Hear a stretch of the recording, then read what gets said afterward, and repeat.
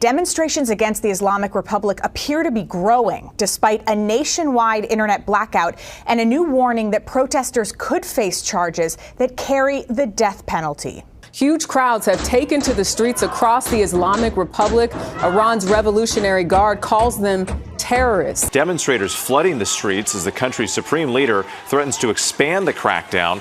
President Trump is once again warning Iran's government and pledging his support to the people of Iran. Residents have been storming the streets for more than a week now in protest over the crippling economic conditions and a plummeting currency. This is Tehran, where we saw fires burning through the northern part of the city. Authorities are reverting to their usual playbook, responding with violence instead of offering any solutions to the country's problems. Tonight, new images of the escalating violence gripping parts of Iran as tens of thousands flood the streets of Tehran and other cities calling for regime change. In this dramatic footage circulating online, a man with what appears to be a homemade flamethrower sets a motorcyclist on fire. They're only the latest images emerging of the chaos spreading in Iran. With pressure building, the country's leadership remains defiant as deaths mount in the streets. Aid groups say at least 65 people have been killed. The government imposing a communications blackout, cutting off the internet, cell phones, and landlines. Still, the protests that began 2 weeks ago have stretched into 13 straight days. People angry about severe inflation and a currency that has collapsed in value. Starting in the capital, then spreading to several other cities across the country, the protests have captured the world's attention, including the White House. I've made the statement very strongly that if they start killing people like they have in the past, we will get involved. We'll be hitting them very hard where it hurts. Despite Iran's judiciary chief warning of maximum punishment for the protesters, the demonstrations show no signs of stopping. Thousands filling the streets. Human rights groups say at least 65 people have been killed in demonstrations that began in Tehran nearly 2 weeks ago and have swept across the country in response to Iran's crashing currency and failing economy. Iran's leaders shut down the internet on Thursday, sparking fears of a wider government crackdown, despite threats from President Trump. I tell the Iranian leaders, you better not start shooting because we'll start shooting too. Iranians are now changing street signs and putting Trump on there, folks. Iranians are asking for help from America. Iranians are asking for help from America and Trump. Iranians who live in Iran, who have Iranian license plates, like that one right there. Do you see the license plate on the back? That's an Iranian license plate. Well, watch what they're doing. Okay. All right. Trump. T-R-A-M-P. That's how you spell Trump in Farsi. Iranian people appeal for help from Trump. The appeal shared on X showed a woman holding up a sign with words, Trump, a symbol of peace, don't let them kill us. On it, the woman's cry for help amid reports. Iranian journalist and activist, she just finished the White House. This follows an open letter she wrote to President Trump that reads in part, quote, "You have said publicly that the killing of Iranians by their own government matters and will not be ignored. Inside Iran, those words were heard. They mattered. They gave people hope that the world would not stay silent while a regime wages violence against its own population," unquote. America has already lost the game. Iranian state media showed only pro-government demonstrations, claiming wider unrest had been limited. But the few social media videos that have made it through the internet blockade tell a different story of huge crowds chanting death to the dictator and government buildings on fire.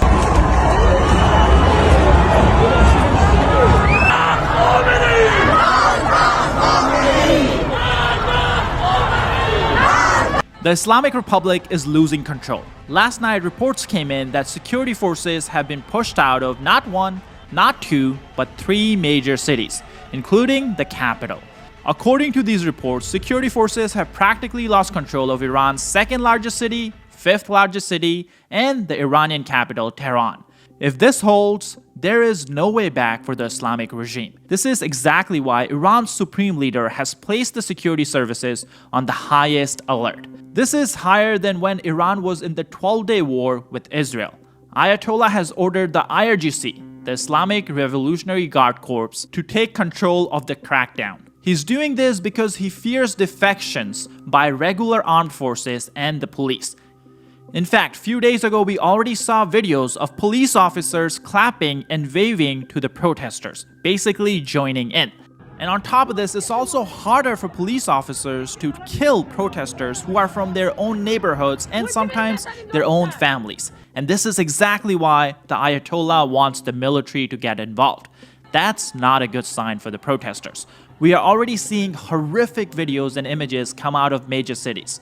But despite the crackdown, the size of the protests keeps on growing. As you guys know, covering protests on YouTube is a very risky task because YouTube has a habit of restricting these videos. So if you can please help us out by hitting the subscribe button down below, it would really mean a lot.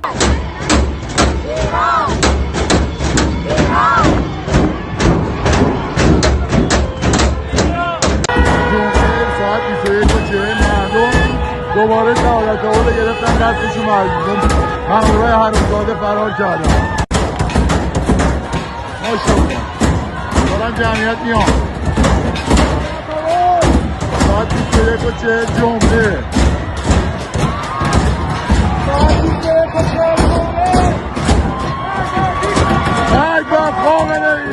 Some call it an uprising, others insist it's a revolution.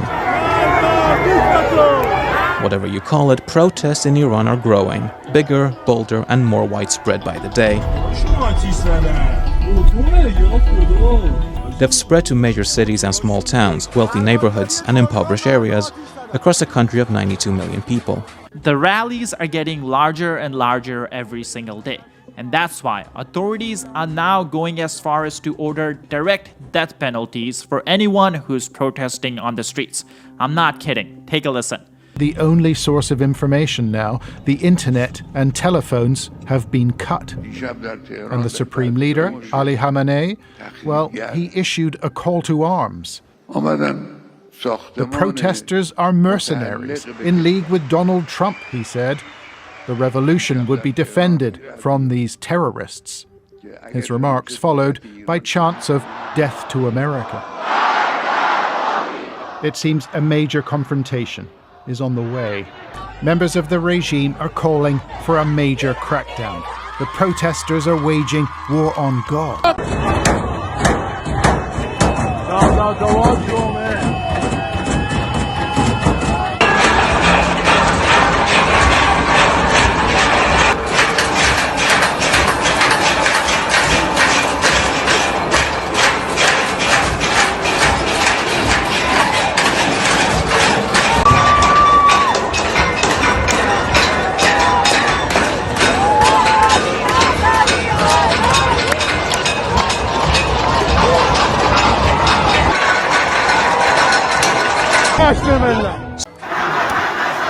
RFERL's Radio Fardo spoke to one protester in the northeastern city of Mashhad on January 9th, a day after Iran saw its biggest protests in years. The crowd was so large that security forces didn't dare show up. Iranian authorities, however, remain defiant. Supreme Leader Ayatollah Ali Khamenei dismissed the unrest, saying the Islamic Republic will not back down.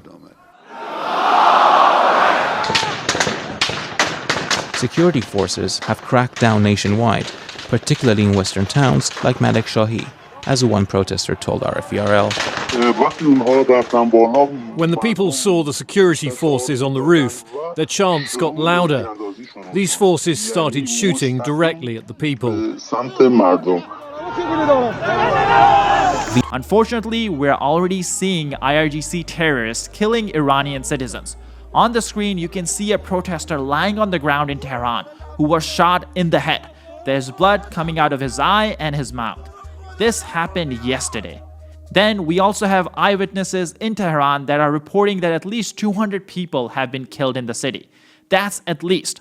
The likely number is much higher. Then in the city of Karaj, a large number of people were killed. A friend's brother who went in to collect his wife's body says he was able to identify her among approximately 200 corpses. The Norway-based Iran human rights group says as many as 45 people have been killed after nearly 2 weeks of unrest. RFERL's Radio Farda has so far identified more than half of the victims, 5 of whom are teenagers under the age of 18. Amnesty International and Human Rights Watch accuse the Iranian forces of unlawful use of force and firearms and mass arbitrary arrests.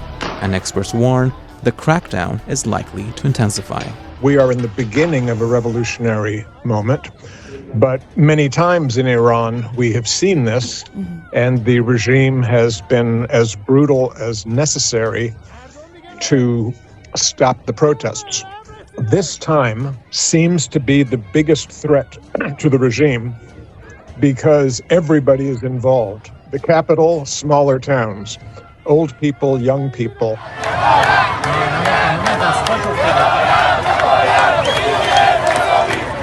Until we know whether the Revolutionary Guard continues to support the regime with all its force or not, we don't know what will happen next.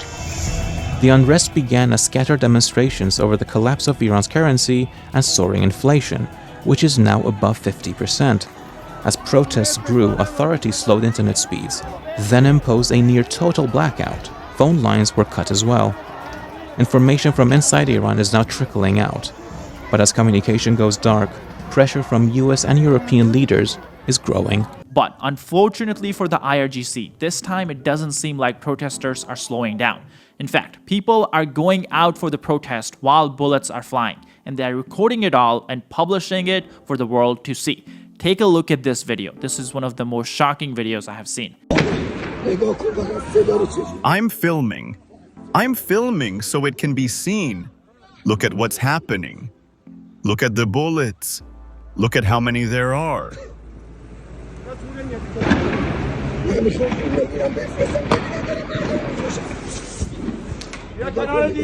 Clips like these is exactly why the Iranian regime shut down the internet. They do not want the world to see what they're about to do and what they're doing right now. Ayatollah ordering his IRGC, by the way, the IRGC, you should understand, is like a separate branch of the military called the Islamic Revolutionary Guard Corps. It's best thought of as the theocracy's personal religious shock troopers. And their job is to export the revolution through safeguarding. The Ayatollah said the government, quote, would not back down in the face of what he characterized the protesters as vandals, which is fascinating. An Iranian state television host warned people to stay home and said if someone is shot, they shouldn't complain. The Center for Human Rights in Iran said that the cutting off of the internet is alarming because the regime typically does this as a precursor to mass slaughter of protesters. The IRGC is getting ready for something much, much brutal. Something that we have never seen in 2009 protest or even in 2019 or 2022. First of all, I have to say that the Iranian regime right now that I'm talking to you has shut down the internet. My heart is pounding and I am feeling anxious because we have no idea what they are going to do when they actually try to hide their brutality, the crime that they are committing against humanity. I've been now receiving some messages from people who are using Starlink saying that numbers of people getting killed increasing. They see with their own eyes in the street that how people get shot to death. So that's why I even don't know what's going to happen to people who actually send me videos. Despite all this, the people are going out to the streets and they're fighting against the dictatorship. Take a look at the clip on your screen. Here we can see the people in Tehran flying the lion flag. That was the official Iranian flag before the 1979 revolution. Now this is where I want to shift the focus to the United States. Listen. How long do you think the Ayatollah will be in power after what we've seen play out on the ground there? When is the U.S. going to get involved now that reports of protesters being killed on the ground? So Iran's in big trouble. It looks to me that the people are taking over certain cities that nobody thought were really possible just a few weeks ago. We're watching the situation very carefully. I've made the statement very strongly that if they start killing people like they have in the past, we will get involved. We'll be hitting them very hard where it hurts. And that doesn't mean boots on the ground, but it means hitting them very, very hard where it hurts. So we don't want that to happen. There have been cases like this where President Obama totally backed down. But this is something pretty incredible that's happening in Iran. It's an amazing thing to watch. they've done a bad job. They've treated their people very badly, and now they're being paid back. So let's see what happens. We're watching it. We're watching it very closely. With Iran's supreme leader saying that tens of thousands of protesters are trying to please President Trump, while tonight, the exiled son of Iran's last Shah has called on people to continue protesting in the streets. As you guys know, covering protests on YouTube is a very risky task because YouTube has a habit of restricting these videos. So if you can please help us out by hitting the subscribe button down below, it would really mean a lot.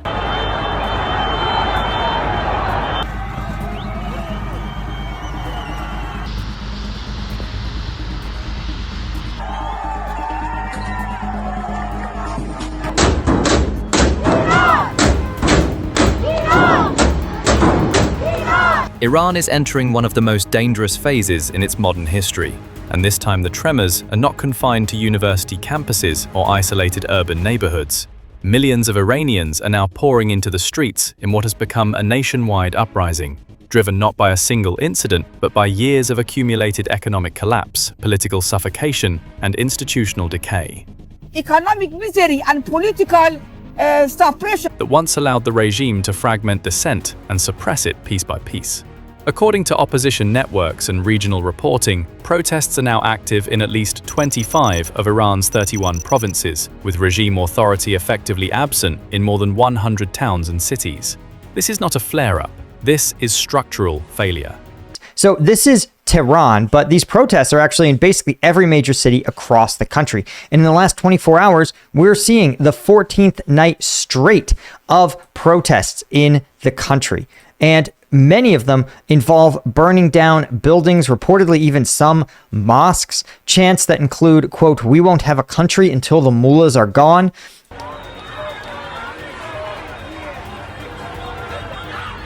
The most destabilizing images emerging from Iran are not of burning barricades or masked demonstrators, they are of men in turbans. In recent days, videos have circulated showing Iranian clerics openly denouncing the regime, crossing a line that had remained unbroken for nearly 5 decades. In one widely shared clip, a mullah identifies himself as a servant of religion and then curses the leadership of the Islamic Republic, calling for the removal of the system itself. Whether the specific video is verified is almost beside the point. The political meaning is unmistakable. When a cleric publicly rejects the supreme authority, the theological spine of the regime snaps. The Islamic Republic derives its legitimacy from religious authority and enforces it through violence. When the religious wing fractures, the security wing loses its moral justification. That fracture is now visible.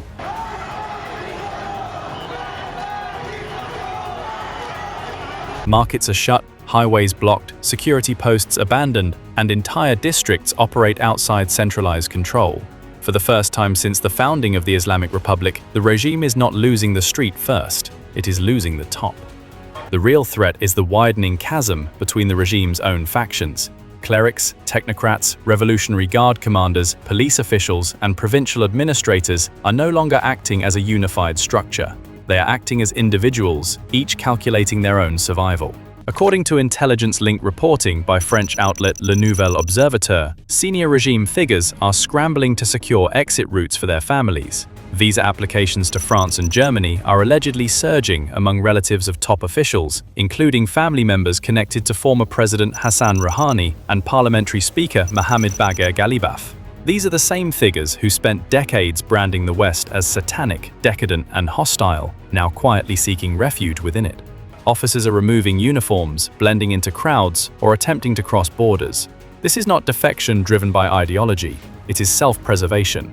When the ship starts sinking, the first to flee are the captains and those holding the whips. The symbolic collapse is accelerating just as fast. Statues of Qasem Soleimani, once untouchable icons of regime mythology, have been burned and destroyed in multiple cities, including Karaj. These statues were not merely memorials, they were tools of intimidation, reminders of state violence and regional power. Supreme Leader Ali Khamenei himself. Intelligence-linked reporting suggests contingency plans for evacuation to Moscow if control collapses entirely. In Abadan, protesters stormed stores linked to the Revolutionary Guards, not to steal, but to destroy hoarded food supplies, ripping sacks of rice open and scattering them into the air. It was not looting, it was rejection, a message that says, "We will not survive on crumbs while you feast." Analysts inside and outside Iran describe the current moment as a crisis of state existence, not policy failure. Electricity shortages, fuel queues, collapsing infrastructure, and a currency in freefall have stripped the regime of its final claim to legitimacy. The final unknown is the military. History is unforgiving on this point. When political leadership begins planning exile, armies either seize power or refuse to act. Iran's regular army, traditionally closer to society than the Revolutionary Guards, now faces that choice. Lower-ranking soldiers, watching their families struggle while elites prepare escape plans, will not fire for a system that is already packing its bags. This is the regime's true nightmare. Not slogans, not protests, but an armed structure that no longer believes in what it is ordered to defend. This is the equivalent of the Iranians assassinating the U.S. Secretary of Defense.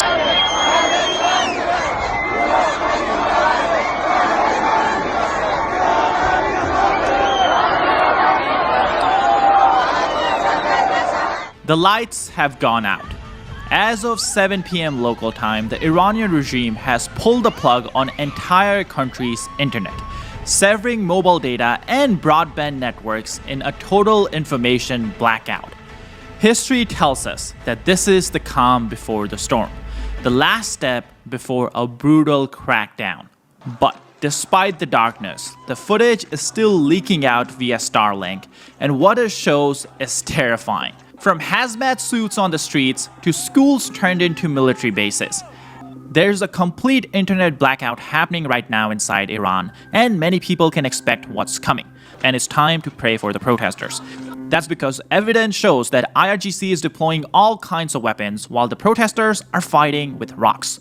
This blackout helps the regime isolate people from news, severe communication lines, and subject them to psychological warfare and propaganda through state media. In the past, whenever internet access in Iran was blocked, the regime went on to murder hundreds of protesters. The authorities have also summoned journalists from all across the country, asking them to sign pledges to not report on ongoing protests. Many people who have seen how regime deals with protesters in the past are now directly appealing to the security forces to basically lay down arms, to not attack the citizens of their own country. This also includes the son of the former Shah of Iran who put out this message. This is a direct message addressed to Iran's armed and security forces. You who wear a military uniform to defend the Iranian nation. At a time when the brave and united people of Iran are building and writing history, my question to you is this.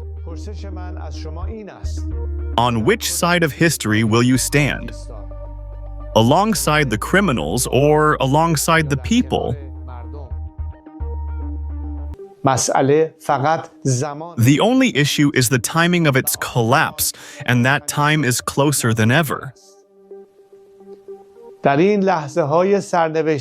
In these decisive moments, I expect you to return to the embrace of the nation and to use your weapons not to fire on the people, but to protect them.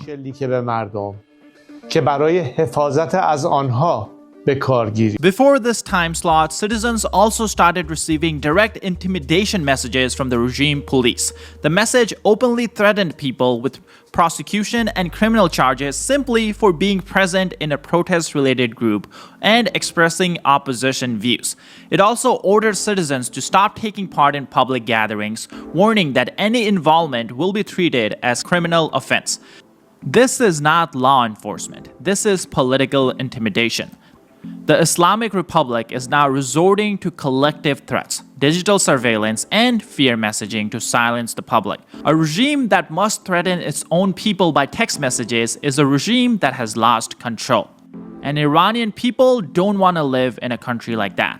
Now, we are seeing some clips still come out of Iran while the internet blackout is in effect, and it seems like that people are coming out onto the streets in enormous numbers. The regime is turning schools into a military base to crush protesters. New photos show that Iranian security forces are packing into school campuses in the city of Arak, with dozens of bikes and trucks filling the courtyard.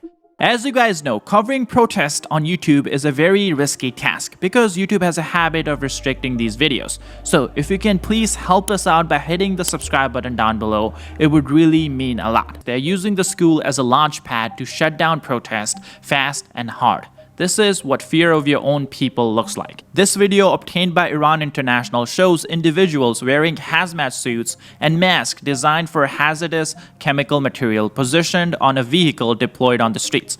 In the video, we can also see a yellow triangle sign with dark borders indicating warning of hazardous material on the vehicle. We've seen security forces use shotguns to basically shoot at the protesters.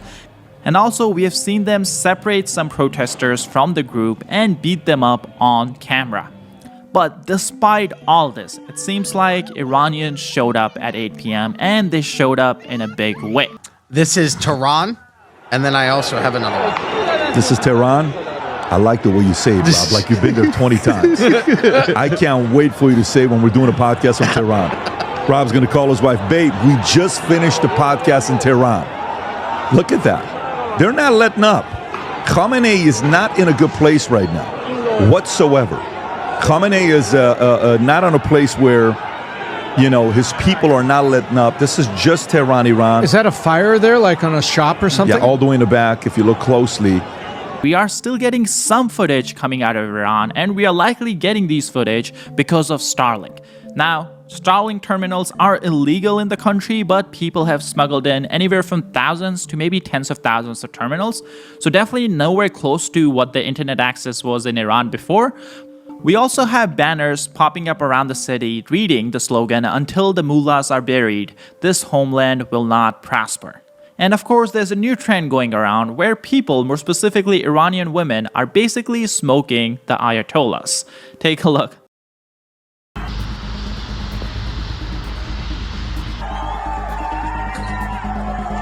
Now, recently there was an announcement from this reformist clan in the government that I don't think we have covered. And that was the announcement about giving $7 to Iranian people to not protest.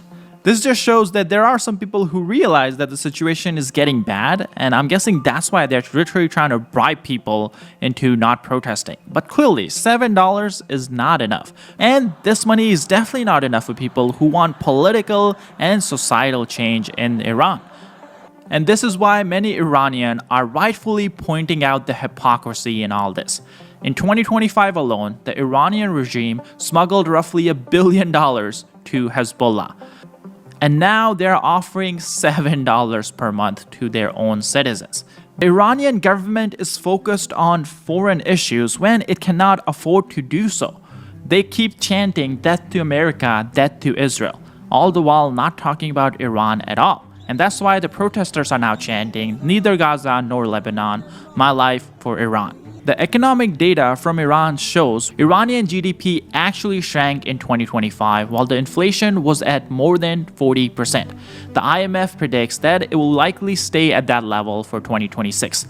The unemployment rate in the country is nearing 10%, while the currency is in free fall. And that's a very bad thing because Iran exports oil, but it imports a lot of goods. If the currency continues to fall, the cost of living for normal people keeps rising. Now, just to put this in perspective, with a single dollar, back in June, you could get around 800,000 Iranian rial. And now you'll be a millionaire overnight if you have a single dollar, because now a single dollar equates to 1.4 million rials. And this is exactly why 30% of Iranians are living below the poverty line. And of course, we cannot forget about the water crisis that triggered all this. That was a crisis that was man-made. It was created by Iranian mismanagement, and the government still refuses to take responsibility.